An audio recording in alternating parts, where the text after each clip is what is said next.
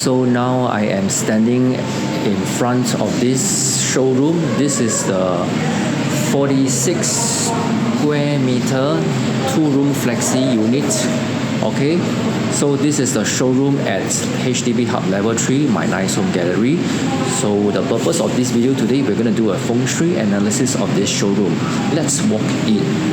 So upon entering this unit, this is where I'm standing at the doorway, and I turn to my left is the kitchen. So this kitchen is really very small.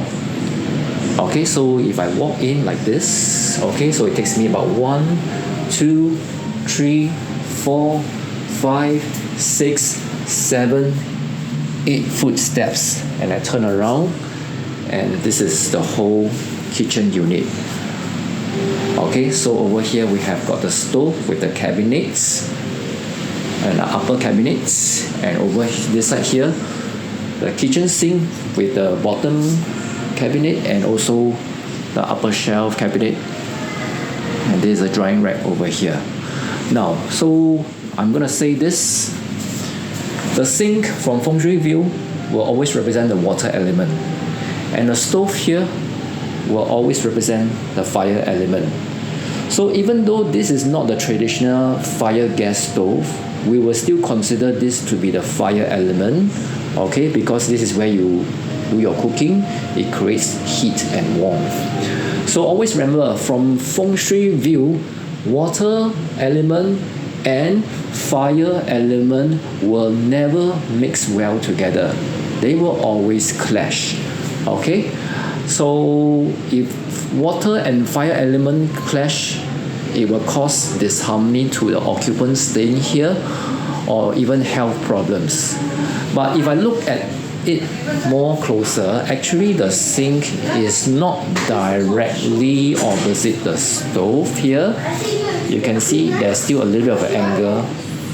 So I would say the clash is not so harsh. It can be softened by this slight angle tilting. Okay, so it is not directly opposite each other. Okay, but whatever it is, try not to have this kind of design where your water, the sink, is directly opposite the stove.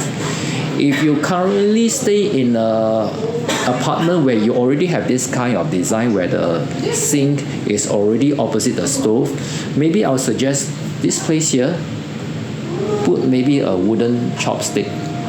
Because why? The wooden chopstick represents wood. It can neutralize between the fire and the water. Okay, as a neutralizing agent between the water element and the fire element. So let's take a look at the other areas. Over here, this is of course the storeroom bomb shelter.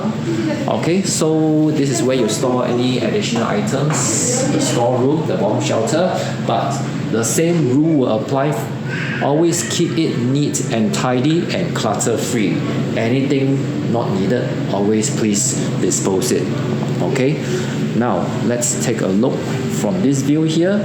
So I'm standing here at the doorway. Immediately I see in front there's a sofa, couch. Okay, there's a dining room area, and I walk further in. The next room is the bathroom. Okay, the toilet.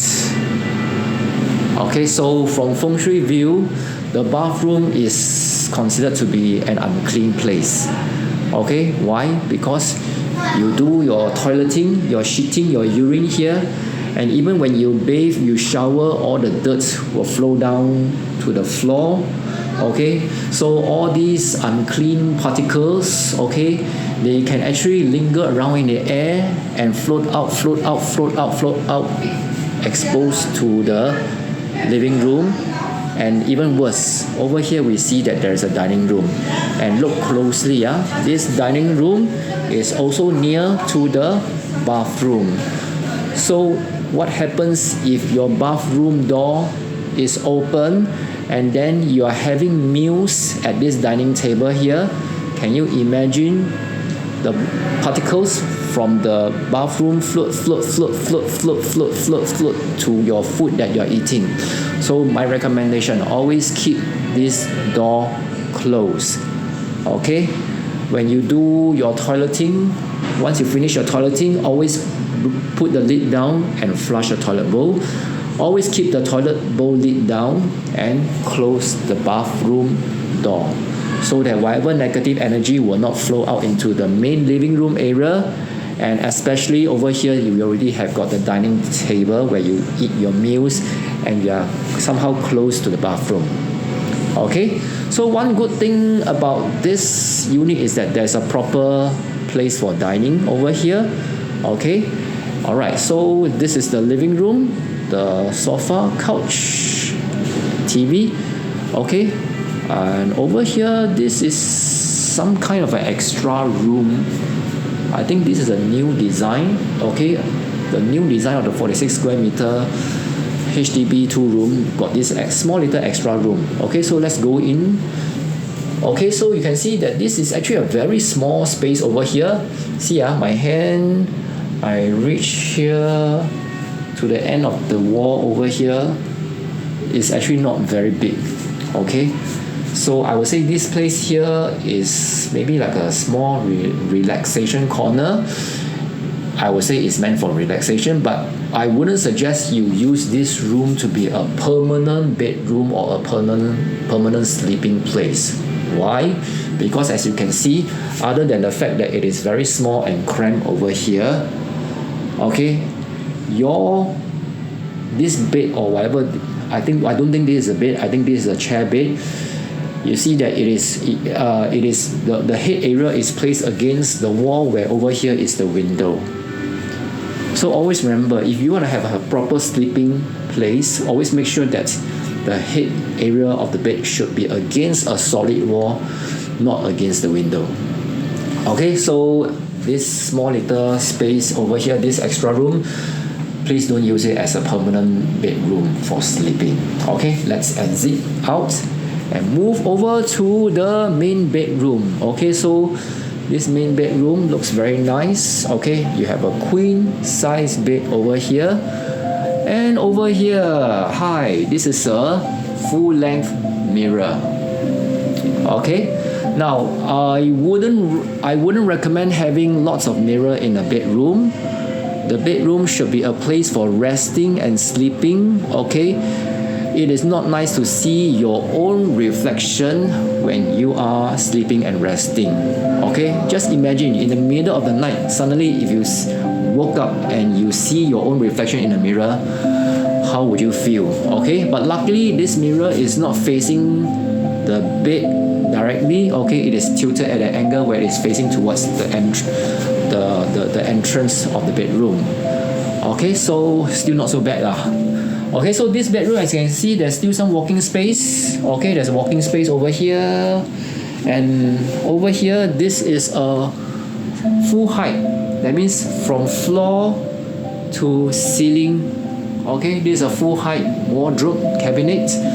Okay, let's maybe take a look at the cabinet. Open it. Okay, so this is where you put all your clothes, you hang your clothes. So from Feng Shui view, always make sure for wardrobe, you should keep it, whatever clothes that you have in the wardrobe, please keep them neat and tidy. Try to also make sure that you don't have too many clutter. In fact, try your best to have zero clutter. Okay, alright, so let's close the wardrobe. Okay, actually this corner here, I think can still put maybe a small little bedside table. Okay, so not bad. And also one good thing is that the bed is against a solid wall.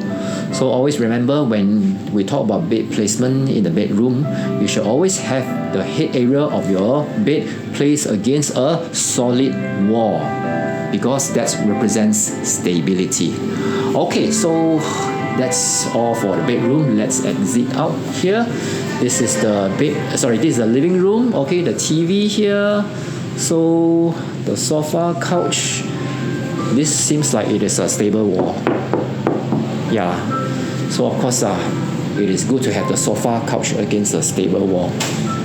That represents stability. Okay, so this is the whole showroom tour.